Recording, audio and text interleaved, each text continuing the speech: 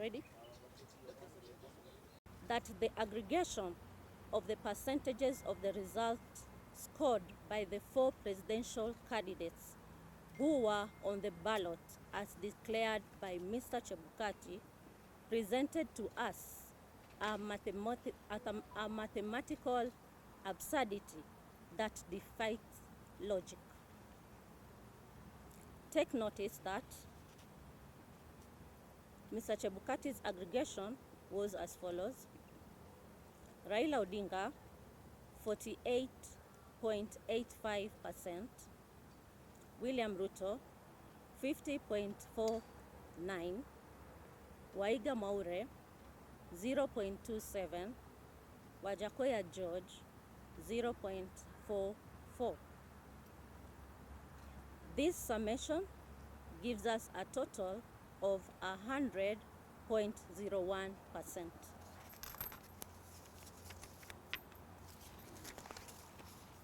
The 0.01% translates to approximately 142,000 votes, which will make a significant difference in the final results.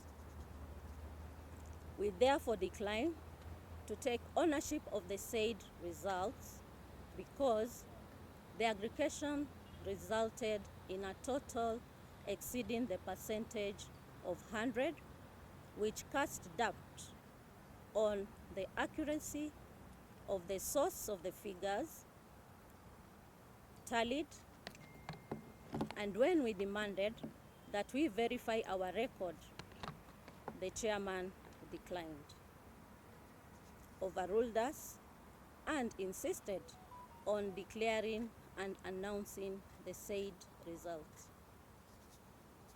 That, number 2, contrary to the Constitution and legislation, the results declared and announced did not indicate the total number of registered voters, the total number of votes cast, or the number of rejected votes, if any. In this regard, the results announced by Mr. Chebukati lacked a critical ingredient, namely the total number of valid votes cast to support the percentages scored by the 4 candidates. Unless demonstrated otherwise, we all know that the percentage is essentially a fraction of a whole number. Hence, if, for example, the 7.17 million valid votes cast in favor of the winning candidate, as declared and announced by Mr. Chebukati, translates to 50.49%, then it was 50.49 of what? Further, take notice that Mr. Chebukati claimed that Raila Odinga attained 25% of votes in 34 counties, while William Ruto attained 25% in 39 counties.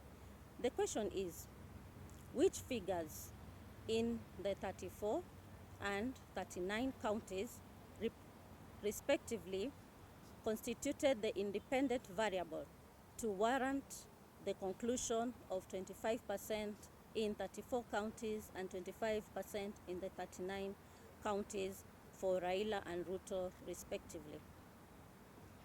In the absence of a credible and verifiable explanation, we concluded that the process that went into generation of Form 34C, which he used to declare results of the presidential election, was opaque and incapable of earning our ownership and confidence.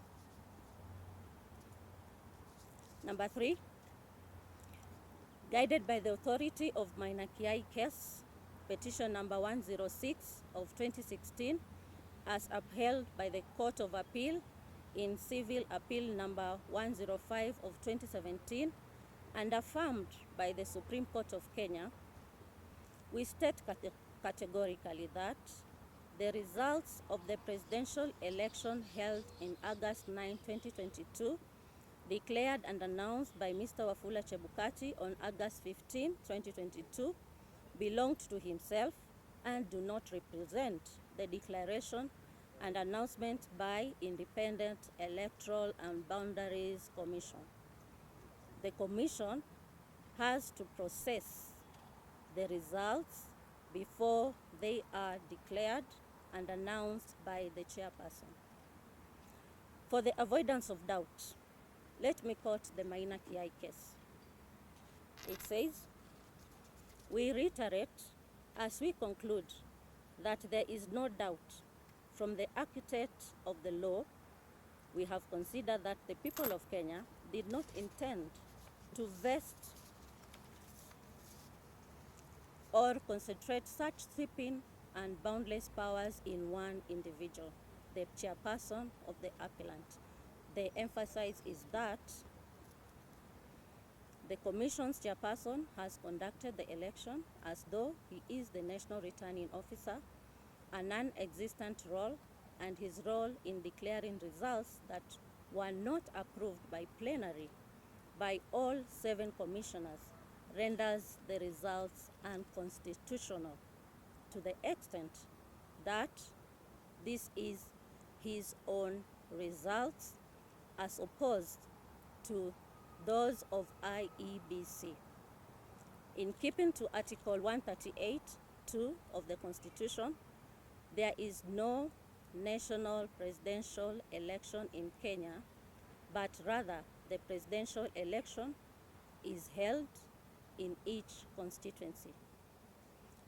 Point number 4, that in contrary to the Constitution and legislation, by the time the chairman declared and announced the final results from certain constituencies had not been announced. This is our statement. We promised you a comprehensive statement, so here we are, and we are going to give it up. Let me answer at what point did we realize the opaqueness? Conducted the election and we did it to the best. We have improved in the processes as IEBC. We have upped the bar. We have considered all the stages and processes that are supposed to be taken care of. But come to the last phase, the tallying phase. As I said yesterday, that at the end, that there was opaqueness. Things were not being shown to the public. You've been there, even at Bomas. And the screens are supposed to show cumulative numbers of the presidential candidates' votes as they garnered, as we continued to read the results, isn't it? The same was not displayed to the public, and the same was not given to the commissioners. Just like the public was not aware, the same, the commissioners were not aware of the cumulative results as the day goes by.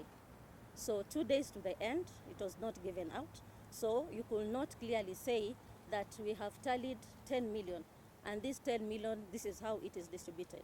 We have tallied 15, we have tallied 12 million. How is it distributed? The public needed to know. Yes, progressively, the same, the commissioners didn't know. Yes, so what was your question? My question was, do you have all as the Vice Chair has said, we were not doing the tallying. The tallying that was being done by our staff, technical staff, it was not known to the commissioners until the moment around 4:30, when Mr. Chebukati brought the results tabulated in the format. And he did not give us an opportunity to discuss the results. He just said, these are the results of each particular candidate. They have scored this and they have met the constitutional threshold, and therefore he is going to read the results. And he did not allow us to discuss to see whether there were any disparities. So as a commissioners, we did not have other results Those are the results that we were supposed to have discussed before they are declared in accordance with the legal requirement. So we don't have, and we didn't have, because we were not doing any other results. It is those ones that he was doing. That is simple. So you believe that there would have been a difference that Kenyans had already tabulated through the processes? We even knew the statement, and the statement has indicated 100.1%. The rest is for you to decide. We'll give you the statement to go and look at it. Yeah? We do not know the actual numbers, but even if you looked at the screen, before the results were announced by Mr. Chebukati, there was they were required to announce constituencies that have not been announced. There were about 20 or slightly 20, between 20 and 30. We know that because Professor Ngurie was carrying the files to go and announce those results before Mr. Chebukati announces the presidential results. My question is... Oh, okay, so, sorry, can we hear your question? Let me tell you, we are going to take questions. Let me answer. Yes. We have said very, very clearly, and I want you to listen, that the final tallying of the results was not brought to the attention of the commission, so I will not be able to answer that question. It's only Mr. Chebukati who can answer that question for you. Okay. Yes. Another question? Did you realize that? In ownership, because it was not brought to our attention to look at them, analyze them, process them as it is required, even in the legislation. So I will not be able to answer that. My question is, Madam Cherera, if you say you do not know the numbers and you are not involved in counting, but you partook in the process of announcing the same results, someone asked, then what was your role at the Bomas of Kenya? Let me answer. Okay. Let me explain this.